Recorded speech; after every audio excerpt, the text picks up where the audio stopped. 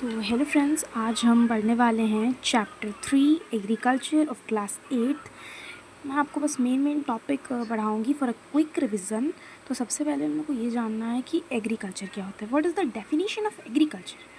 तो इसका बहुत ही इजी डेफिनेशन आप लोग को यहाँ मिल जाएगा। आप लोग यहाँ देख सकते हो। आप लोग को इसका बहुत ही इजी डेफिनेशन यहाँ मिल जाएगा आप लोग को। इसका बहुत ईजी डेफिनेशन जो कि है the science and art of cultivation on the soil, rising crops and rearing livestock, it is also called farming. तो ये बहुत ईजी डेफिनेशन, आप इसको लर्न कर सकते हो। बहुत ही इम्पॉर्टेंट ये है डेफिनेशन आपके लिए।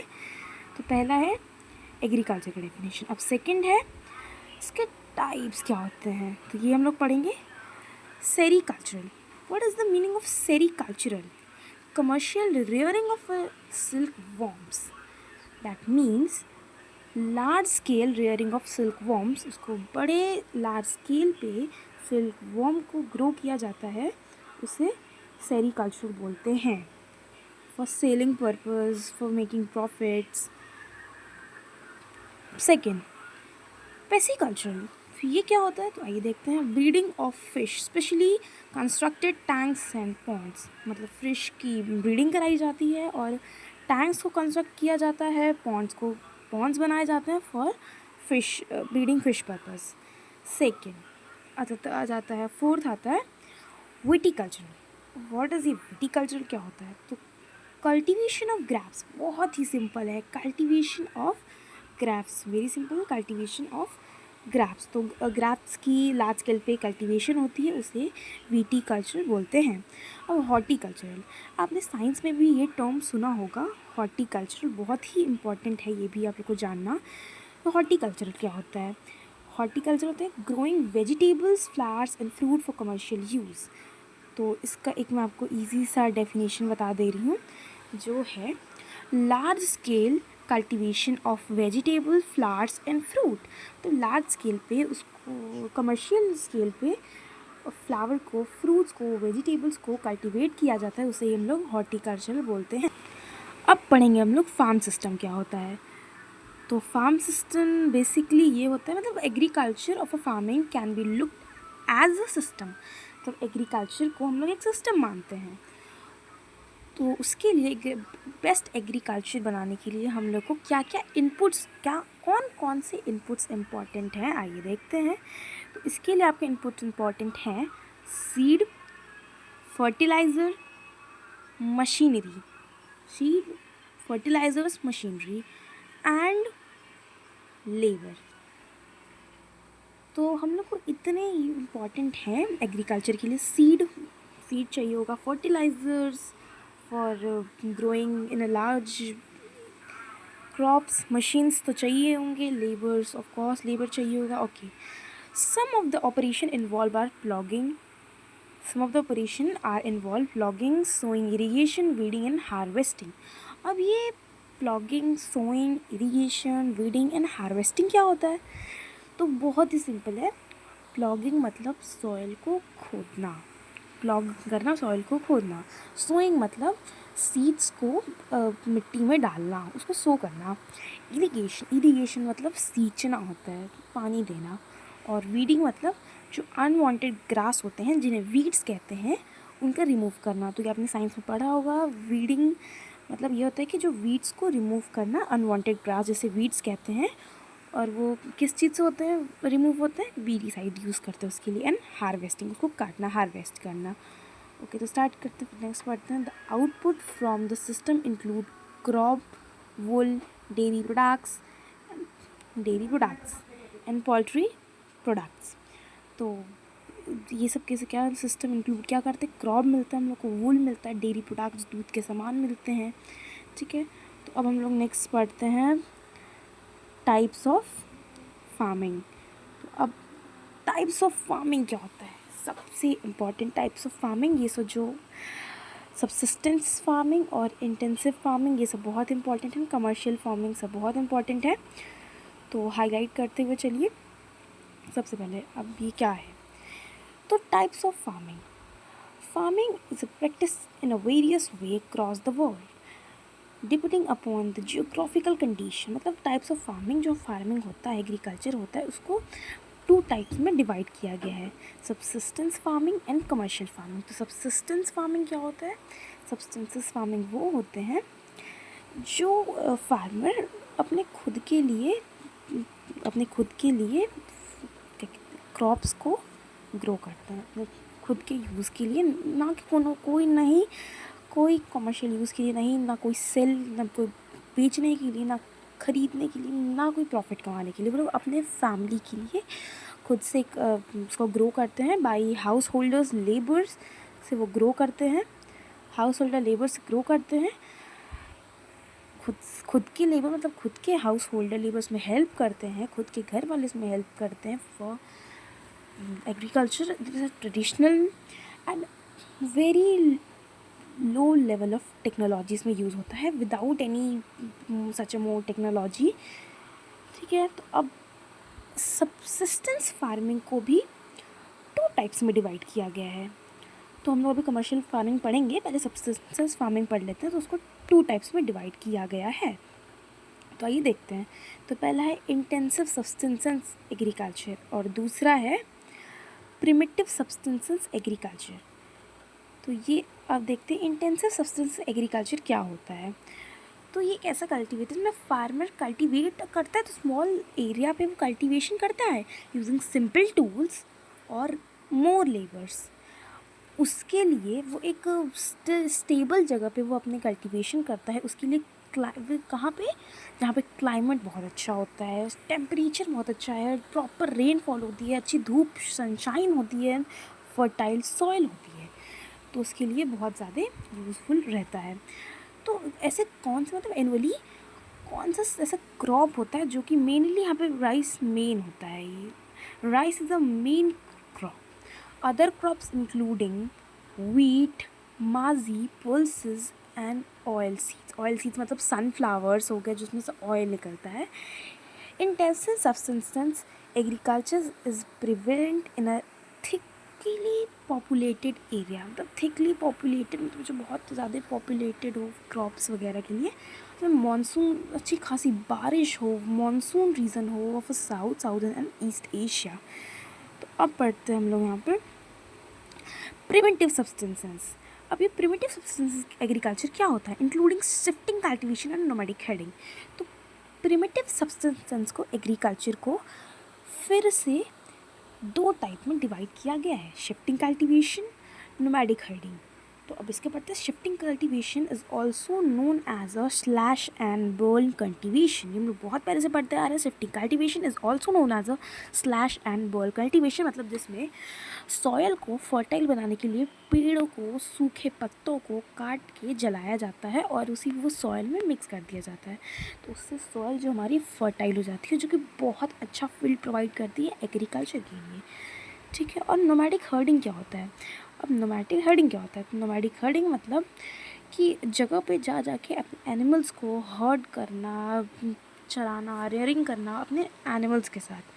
तो ये the part of India like Rajasthan and Jammu Kashmir in this type of farming herdsmen move from one place with the animals. मतलब ये लोग यहाँ पे एक दूसरे नोमैडिक होते हैं, मतलब वो स्टेबल नहीं रहते, वो एक जगह से दूसरी जगह वो जाना पसंद करते हैं। उन्हें हेड्समैन बोलते हैं, जो अपने एनिमल्स को एक जगह से दूसरी जगह मूव कराते हैं फॉर फूड वगैरह के लिए। World water define roots. Okay, तो यहाँ पे कहते हैं इस मूवमेंट अराइज कीजिए, मतलब ये जो लोग करते हैं नोमैडिक हर्डिंग करते हैं, उसके लिए क्लाइमेटिक बहुत ज़रूरी, क्लाइमेट बहुत ज़रूरी। कहीं ज़्यादा धूप हो रही है तो वहाँ पे अच्छे से नहीं हो पाएगा, अच्छे से वहाँ पे एग्रीकल्चर वगैरह नहीं हो पाएगा वहाँ पे, तो उन लोगों को शिफ्ट होना पड़ता है। अगर धूप रहती है तो वहाँ पे नहीं हो पाता है। तो अब यहाँ पे आता है commercial farming. What do you mean by commercial farming? तो अब देखते हैं कमर्शियल फार्मिंग क्या होती है। तो commercial farming, in commercial farming crops are grown and animals are reared for sale in a market। मतलब कमर्शियल पे इसका नाम ही है वो कमर्शियल लेवल पे, मतलब लार्ज स्केल इसमें यहाँ पे कल्टीवेशन होता है लार्ज स्केल पे, जो भी होता है लार्ज स्केल पे, मतलब जैसे कमर्शियल फार्मिंग मतलब commercial agriculture, crops are grown, animals are reared for a sale in a market, मतलब जो एग्रीकल्चर होता है वो लार्ज स्केल पे होता है फॉर मार्केट, उसको बेचने के लिए और प्रॉफिट कमाने के लिए वो किया जाता है। ऐसा नहीं है कि अगर जो कोई फार्मर लार्ज स्केल पे कर रहा है तो वो अपने फैमिली के लिए नहीं रखेगा, जैसे सब्सिस्टेंस एग्रीकल्चर में होता है। तो कमर्शियल में भी अपने फैमिली के लिए वो रखता है, पर वो ज़्यादा से ज़्यादा प्रॉफिट कमाने के लिए भी ग्रो करता है। तो इसके पे तो most of the work is done by machine, तो यहाँ पे मशीन का बहुत यूज़ होता है क्योंकि लेबर्स ज़्यादा नहीं कर पाते हैं जितना मशीन फास्ट कर पाएगी। वहाँ पे फर्टिलाइजर्स का वगैरह का यूज़ होता है, मशीन्स का यूज़ होता है। Commercial farming including commercial grain farming, mixed farming and plantation agriculture. तो ये सब क्या होता है? ग्रेन फार्मिंग मतलब जो पल्सेस जो ग्रेन होते हैं उनको फार्म किया जाता है। यहाँ पे मिक्स फार्मिंग मतलब सारे टाइप के फार्मिंग होते हैं। प्लांटेशन एग्रीकल्चर प्लांट लगाने के सब कुछ होता है, ठीक है। फिर यहाँ पे commercial grain farming, crops are grown for commercial purpose. तो कमर्शियल ग्रेन फार्मिंग जो होता है वो ग्रो होता है कमर्शियल पर्पस, मतलब लार्ज स्केल के पर्पस पे ही वो ग्रो किया जाता है।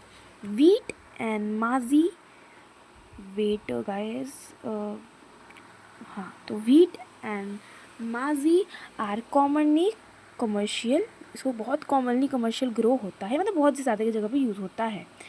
Major area work commercial grain farming is practised at temperature grassland, मतलब बहुत अच्छा जो एग्रीकल्चर के लिए फील्ड प्रोवाइड करता है ग्रासलैंड प्रोवाइड करता है। फिर नॉर्थ अमेरिका, तो north America, Europe and Asia These area are separately populated. This area separately बहुत populated है एग्रीकल्चर के लिए, with a large farm spreading over hundreds of hectares. Several winter distance and growing season and only single crop can be grown.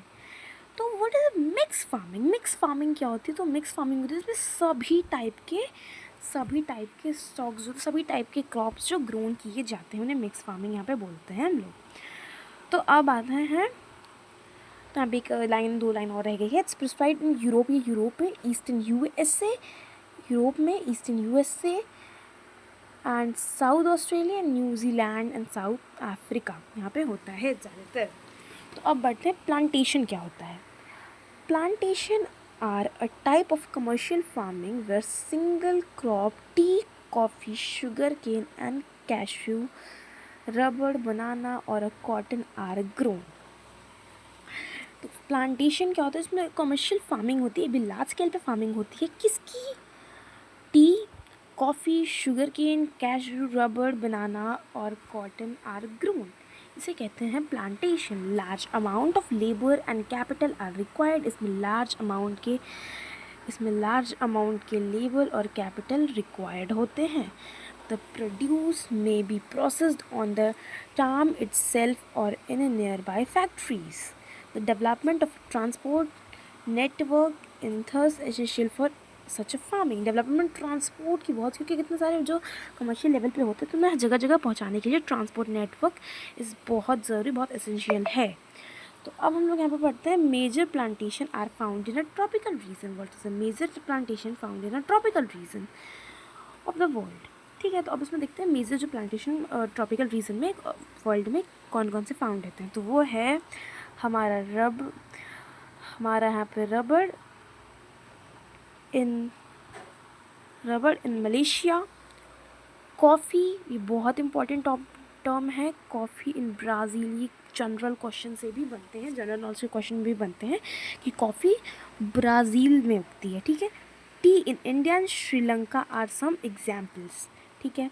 अब what is a major crops? आप यहाँ पे photo भी देख सकते हो, यहाँ पे देख सकते हो photo. A large variety of crops are grown to meet the requirement of a growing population. मतलब a large varieties of crops are grown, तो बहुत सारे मेजर क्रॉप्स, मतलब बहुत सारे वैरायटी के क्रॉप्स इसमें ग्रोन किए जाते हैं तो रिक्वायरमेंट को फुलफ़िल करने के लिए।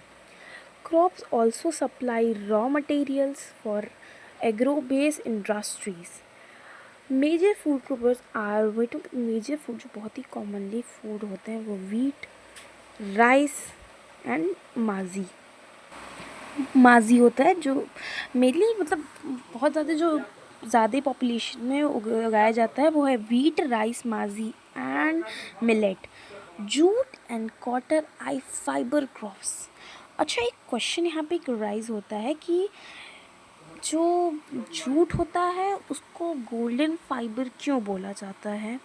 तो ये है एक टर्म्स, तो जूट को गोल्डन फाइबर बोला जाता है, पर क्यों? आप इसमें कमेंट कर सकते हैं, बता सकते हैं क्यों।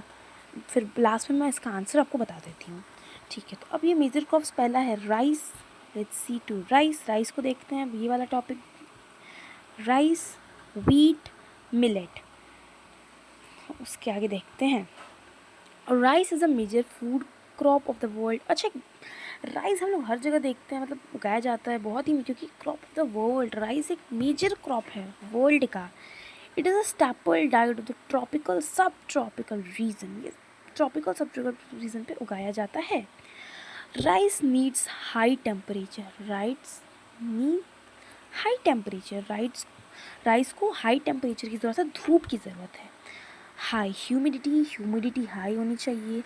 रेनफॉल चाहिए राइस को। It's grown best in alluvial clayey soil. कौन से सॉइल पे ये बेस्ट ग्रो होता है? तो कि है एल्यूवियल क्लेई सॉइल पे बेस्ट ग्रो करती है rice, which can retain water, जो वाटर को रिटेन कर सकता है। China leads in the population of rice followed by India. China leads in the population of rice followed by India, Japan, Sri Lanka and Egypt. In the favorable climate, rice के लिए favorable climate provide करता है condition as in a West Bengal and Bangladesh. 2 to 3 crops are grown in a year. मतलब एक साल में 2 to 3 crops grow हो जाते हैं। अब हम लोग पढ़ते हैं वीट के बारे में क्या है यहाँ पे। Wheat required moderate temperature. Wheat को मॉडरेट टेम्परेचर की ज़रूरत होती है। And rainfall during growing season, और ग्रोइंग सीजन पे वीट को रेनफॉल की ज़रूरत पड़ती है। The bright sunshine at the time of harvest, और हार्वेस्टिंग के टाइम पे बहुत ही ब्राइट सनशाइन मतलब बहुत ही अच्छी धूप चाहिए होती है किसको? वीट को बहुत अच्छी धूप चाहिए होती है हार्वेस्टिंग के टाइम पे। It thrives best in the well drained loamy soil. ये कौन सा सॉइल बहुत इसके लिए कौन सा ये होता है? वीट कौन सा सॉइल में होता है? तो कि लॉमिया सॉइल, जो कि बहुत इंपॉर्टेंट होती है फॉर वीट के लिए। Wheat is grown extensively in USA, Canada, Argentina, Russia, Ukraine, Australia and India. In India it grown in winter. Wheat को ज़्यादा विंटर में ग्रो किया जाता है। वीट को ज़्यादा विंटर में ग्रो किया जाता है। तो अब देखते हैं, अब आता है third one, that is millet. अब मिलेट क्या होता है? तो millet, they are also known as a coarse grain. Coarse grain can be grown on a less fertiliser. मतलब करेज ग्रेन उसका नाम रखा है क्योंकि वो लेस, उसको मिलेट को ज़्यादा फर्टिलाइज़र की ज़रूरत नहीं होती है, इस वजह से। एंड सैंडी सॉयल, उसके लिए कैसी सॉयल सूटेबल है? सैंडी सॉयल मिलेट के लिए सूटेबल है। It is a hardly crop that need low rainfall and high to, ऐसा कॉलेज को लो रेनफॉल चाहिए, मतलब मिलेट को लो रेनफॉल चाहिए। मिलेट को लो रेनफॉल चाहिए होता है। एंड मॉडरेट टेम्परेचर, कैसा टेम्परेचर? Moderate temperature. ये बहुत ही इंपॉर्टेंट है, उसको प्लीज़ मार्क करके हाईलाइट करते हुए जाइए। And adequate rainfall. जवार, एक जवार भी एक बहुत ही, मतलब भाई सबने ही सुना होगा, jowar, bajra, ragi are no grown India. कहाँ ये सब इंडिया में ग्रो किए जाते हैं। Other country are Nigeria, China and Niger, उसमें भी ग्रो होते हैं, जो कि जॉर्स में भी इन कंट्रीज़ में भी ग्रो किए जाते हैं। देखिए, अब आते हैं माजी एंड कॉटन। तो पहले माजी पढ़ते हैं हम लोग। माजी की यहाँ पे आप लोग एक पिक्चर है, यहाँ पे आप लोग देख सकते हो, माजी कल्टीवेट हो रहा है। तो ये पिक्चर आप देख सकते हो कि आपको शायद माजी से कुछ समझ आए पिक्चर देख के। तो माजी रिक्वायर्ड मॉडरेट टेम्परेचर, माजी को भी मॉडरेट टेम्परेचर चाहिए होता है। Rainfall and lot of sunshine, मतलब रेनफॉल चाहिए होता है और बहुत ज़्यादा धूप चाहिए होती है, इसको बहुत ही अच्छी खासी धूप चाहिए होती है। ठीक है, तो अब पढ़ते हैं इसके फर्टाइल सॉइल होनी चाहिए। माजी is grown in north America, Brazil, China, Russia, Canada, Indian, Mexico. ये बहुत ही इंपॉर्टेंट टर्म्स हैं, आप लोग को इतने इसको याद करने पड़ेंगे कि माजी कहाँ ज़्यादा ग्रो होता है। तो भाई सेकेंड बढ़ते हैं, देखते हैं cotton. Cotton required high temperature, cotton को हाई टेम्परेचर चाहिए, लाइट रेनफॉल, मतलब कॉटन को ज़्यादा रेनफॉल नहीं चाहिए, लाइट रेनफॉल चाहिए बहुत, और 210 फॉरेस्ट फ्री डेज, और 210 forest free days and bright sunlight चाहिए। मतलब उसको कॉटन को बहुत ही अच्छी धूप चाहिए, अच्छी खासी कॉटन को धूप चाहिए for its grow best on a black and alluvial soil. जो ये कॉटन होता है वो कहाँ बेस्ट ग्रो करता है, कौन से सॉइल पे कॉटन बहुत अच्छा बेस्ट करता है, जो कि ब्लैक एंड एलुविलिया सॉइल पे बहुत अच्छा कॉटन ग्रो करता है। चाइना, यूएसए, इंडिया, ब्राज़ील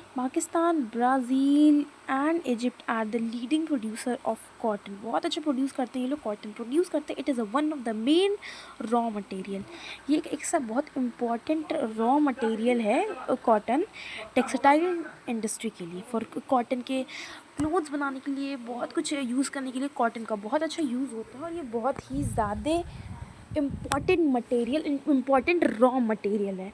अब आते हैं हम लोग यहाँ पे जूट पे। What about jute, let's study about jute.